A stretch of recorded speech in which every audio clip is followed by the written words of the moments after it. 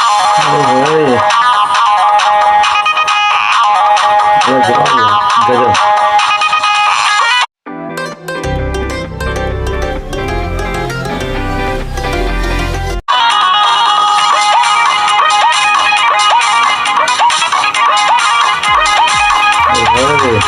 Hello,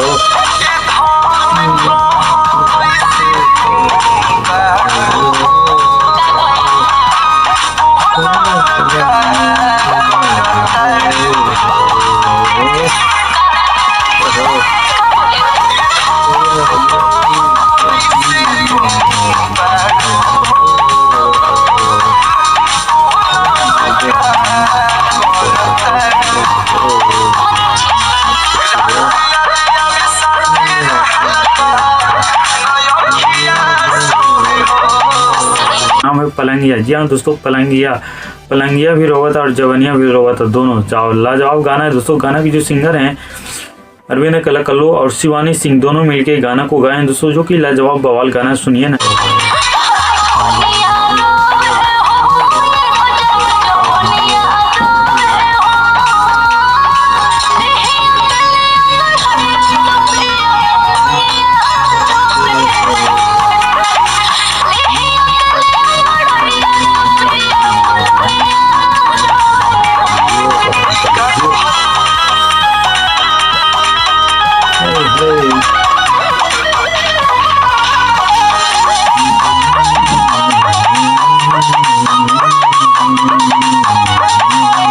गाना लाजवाब है भाई, जितना तारीफ करें उतना ही कम है दोस्तों। इस गाने को लिरिक्स लिखे हैं छोटू यादव जी, जो कि लाजवाब गाना लिखे हैं भाई, और लिरिक्स काफ़ी लाजवाब।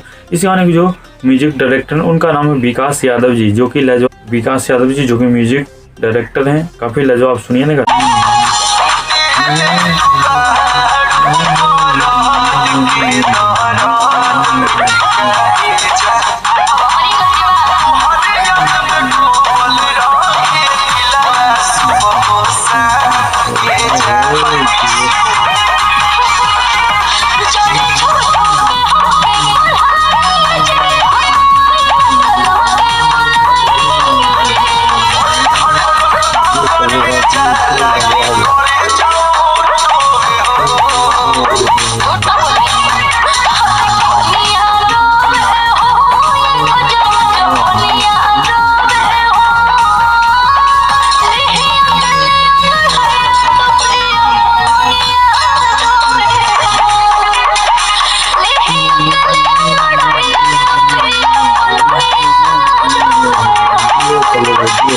और इसी गाने में जो मॉडल के काम किए जो हीरोइन है उनका नाम है आस्था सिंह, जो कि लाजवाब परफॉर्मेंस करता है यार। आस्था सिंह तो जलवे में रहते हैं, काफ़ी इनका चेहरे पर जो मुस्कान दिखता है ना, काफ़ी लाजवाब दिखता है, गजब।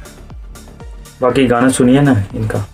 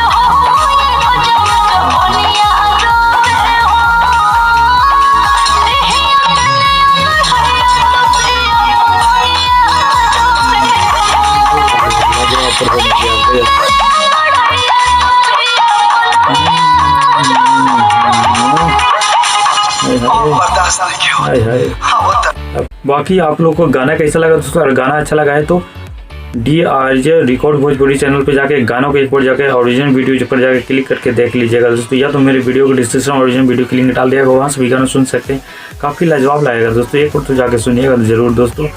बाकी वीडियो कैसा लगा दोस्तों, इन्फॉर्मेशन कैसा लगा दोस्तों, अगर अच्छा लगा है तो मेरे भी चैनल को सब्सक्राइब कर दीजिएगा, लाइक कर दीजिएगा। Thank you so much.